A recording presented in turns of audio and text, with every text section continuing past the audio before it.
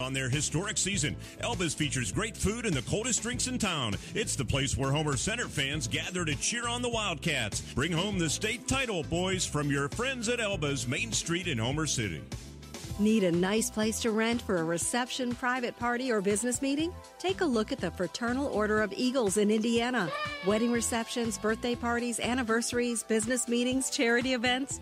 The Indiana Eagles can accommodate up to 250 in their banquet room, and you do not have to be a member. The Eagles offer you a menu of in-house catered food, or you can bring your own, and full-service bar is available. Need to have a breakfast, lunch, or dinner meeting for your business? The Eagles can set up the whole event, and Wi-Fi is free. Rent the 4-lane bowling alley for your kid's next birthday party for 2 hours of unlimited bowling and 4 one-topping pizzas for only $150. Let the Indiana Eagles take care of your next event, party, or meeting. The prices are great, and you don't have to be a member. Have your next event at the Fraternal Order of Eagles. Go to catcountry1063fm.com and click on the Fraternal Order of Eagles logo. Available 7 days a week. Anyone can rent the Indiana Eagles. 847, Indiana in the morning, WCCS, 60 FM 1. We're brought to you by First Commonwealth Bank. In the studio this morning, join us, representatives of downtown Indiana. Dave Janusek is here. Dave, who have you brought with you? I've brought a good friend of ours, Penny Vick from West Sylvania Vintage, which is doing a pop-up shop store. But before I get there, I just want to say one thing. I just want to put out a thank you. You know that we talked a lot about at one point Indiana or downtown Indiana having the largest horizontal Christmas tree in the state of Pennsylvania once it fell, and we had to get it back up. So we did. Thanks to Josh Rosenberger, he started a GoFundMe page. In the midst of that GoFundMe page, we got a call from Indiana Regional Hospital that said, "Send us the invoices for the work that needs to be done." So, I'm going to give a big thank you to, Steve Wolf and Indiana Regional and, everyone that stepped up to help with those efforts, which was nice. We've got everything paid for, which gave us a little bit extra money on the side to put a little something under the tree for the festival. So I just want to make sure that before we get into the business at hand here, I do want to say it's kind of the Christmas magic. It's a community tree. It's a regional tree. And when you see the community and the region come together and make sure it stood back upright there, that was a little bit of Christmas magic for you. There's some holiday magic. So that is true. So Jimmy would be happy. What's he say? Always be nice to people. So wanted to ask you one thing. Yeah, sure. A couple of years ago, of course, the Festival of Lights came to an end on Roosters Park, and downtown Indiana started to put up some of those lights and displays. Are there more this year than there have been in the last years? There are a few more, but I also know that the county had opened up that the cache of lights at Blue Spruce to some of the surrounding boroughs. So I know some other boroughs also had come out and grabbed some of the lights. They'll, they're working on refurbishing some. Hopefully that some of those will be open or be up for the public to see. But it's kind of neat because it then holidays become again like a county sort of driving tour of lights. So in future years we can expect to see more. I would hope so. I think the goal is to have all of those lights. There were over 250 displays up throughout the county. Wouldn't that be cool? Boy, kind of drive all over. And I think that's the kind of stuff that just drives people to Indiana County. And when people come to Indiana County, they spend money. And when they spend money at a thing called a PopUp Market that Penny Vick and Casey Newell came up with an idea last year. And it literally popped up, and then it popped up again this year. And I want to say one thing, and I promise I'm going to throw it over to Penny.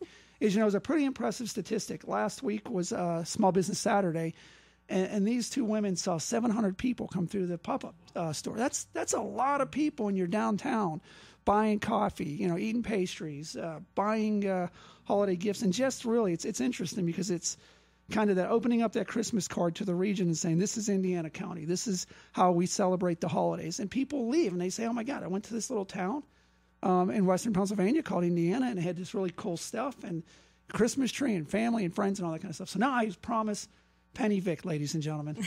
Hi. Thanks, Dave. So as Dave said, this is our second annual Downtown Indiana Holiday Pop-Up Market, and we do it in conjunction with Downtown Indiana. And this will be our second weekend, and our first weekend was a great success. This weekend we're going to have 11 vendors, and it's a variety of gifts that you can buy from local artists, handcrafted things. We have a woodworker that has large woodworking that uses local wood. We also have another woodworker that has small toys and cutting boards and bird feeders that are handcrafted. And then we have a couple of jewelry vendors that have that use metal and leather and glass and make very beautiful designs, and they're both very different. So it's great that you'll have the option to choose from those gifts. And then returning, we have Rock Sugar, which is a carefully curated collection of crystals and precious stones. And then also a local artist and IUP professor who designed a tarot card deck with 78 beautiful works that you can purchase there as well. And we have our ceramics that were there last year and very popular. And this year there's lots of functional and everyday use of the beautiful ceramics that you can use, and they're amazing. And there's also us returning the West Sylvania Vintage, and we specialize in picked vintage clothing with local apparel. You'll see our local T-shirts around town. We have our green one from last year. This is Indiana that highlights kind of White's Woods. And then this year we have a new maroon one that has the Golden Dome clock tower on it. So you'll see that as well. And then if you're hungry, we have Rollin' Apples, Bloomin' Apples coming, and that she is going to have warm apples with caramel on it. So you want to stop in and get that. And then Romeo's is also going to be there with their Mediterranean hummus, and you can get a gift card to put in a stocking or a Christmas card. So there are listeners who aren't familiar or listening and saying, what in the world is a pop-up? yes. Tell us the idea. So a pop-up, it means all of these vendors and artists are local, and we pop up because we don't have a brick and mortar store. So we pop up at events or festivals, and so the holiday market was designed for just these type of artists. They can come in and share and sell their local handcrafted items. So it's a temporary. It's a temporary thing. Yes. Now, yes. where is the location? The location is at 699 Philadelphia Street, which would be the former Michael B. Shoes before they moved further down the street. What? Right on the corner. I call Right it on- the Brody's corner because that's what it used to be. I know it's not that anymore, but that used to be Brody's department store. Yeah, It's right there on the corner. It's right next to the IRNC Park, where all the activities will be happening this weekend as well. And this is right in the ground level? It is in the ground level. Kind of the neat thing, that Peggy kind of talked a little bit about it. The neat thing about it is all of those pop-up retailers really don't compete with anything that's on Philadelphia Street, but they complement it, which is really, really cool. And one of the things that I was so impressed by, when you go into the place, is there's so many neat little hometown, shirts, mugs, things that have It's a Wonderful Life, have Indiana County on it, have Indiana, PA on it, that you can't find anywhere else. So it's really this neat kind of, I want something that says Indiana. I want to get it there. The other thing I do also want to mention that Harvest Church will also be joining the pop-up market as they did last week in the rear of that facility, where they're going to do free gift wrapping. So you don't know, you can buy the stuff at the pop-up market. You can buy stuff anywhere on Philadelphia Street. I'm encouraging to bring some gifts maybe that I didn't even buy in Philadelphia Street, and they'll wrap them for free. Yeah. It's a service they're doing as Harvest Community Church. We're happy to have them part of the community festival this year. So it's free gift wrapping. How great is that? It's really great, and they're excited to be there. They did great last weekend, and I think this weekend will be busier. So bring in your gifts to get wrapped. Yeah. Now, being temporary, how long will those businesses be at that location? We'll be there starting today from 2 to 7, and then tomorrow 10 to 7, and Sunday 10 to 2. And then we'll be out of there. So come and get your things. Yeah, just this weekend. Yeah. This is kind of your last chance to get some really neat gifts before Christmas. Last chance. Although I think a lot of the places also have some probably online shopping. But you get to, the neat thing about this also is you get to meet the artisans. You get in there and you get to meet the person that did the wood carving, the person that did the ceramics. So that's that neat kind of, I say this constantly, and I'm the number one, opponent against, people saying the internet is killing us. The internet's killing small business. But you know what? You can't get online what you get when you walk into a store. You can't get that experience. You can't get the one-on-one conversation with, how was this made? Why did you pick that design? So that's the one thing. You can click all you want, but you're not going to get that. And that goes true not only for the pop-up market, for any of the vendors on Philadelphia Street. I always boast how you can walk in and you really feel the personality of the store owner. Yeah. Dave Janusek of downtown Indiana, Penny with us. Another question I have for you. Sure. We kicked off the It's a Wonderful Life Festival a couple of weeks ago with a parade. And I must say, that may be the longest downtown Indiana parade I have ever witnessed. And do you have any idea on of people were downtown? Well, here's what we think, and I think probably the parade somewhere is still happening somewhere in Indiana County. It was that long. And we think it just kept on going. We had, listen to this, here's some stats for you, Chuck. We had over 70 units. The parade The parade lasted 1 hour and 33 minutes. Yes, it did. Some of it was due to a lot of the units willing to take selfies, which we had to keep them reminding that it was a parade, but it was a great time.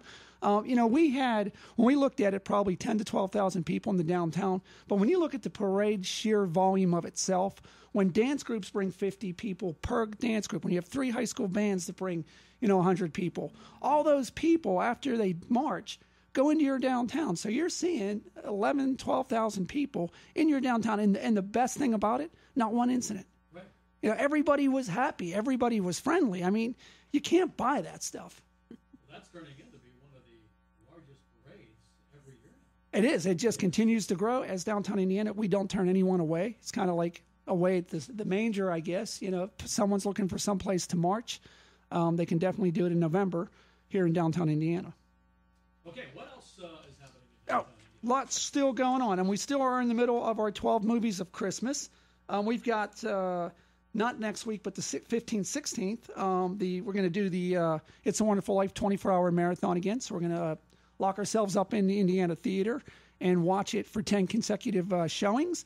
That's kind of neat because you can come and watch for all 10 showings for $25. You can come and see it as you will for $5 a piece. When we did this last year, the interesting thing that I found after watching it 10 times straight was that how many people came in and they kind of said it real under their breath, I hate to admit this, but I've never seen this completely through. And these weren't kids. These were adults. And we kind of had a little support group. It was okay. You can see it for the first time. So we have that coming up. Again, in the park, we'll have the nonprofits bringing all their holiday goodness. Homer Center High School Interact Club, Indiana High School Rifle Boosters, News Story Schools and Services, Seeds of Faith Christian Academy, and Chevy Chase Community Center will also be in the park along with Santa tonight and then tomorrow. So there's a lot of stuff going on. We've got some entertainment coming up in the next couple of weeks. So there's just stuff going on. Oh, I also want to put one last thing in. Tomorrow night at Artist Hand, $10 a ticket. We're going to be working with West Sylvania Blues and Jazz to do the Jingle Jangle Jazz. So come down and see Al Craigie.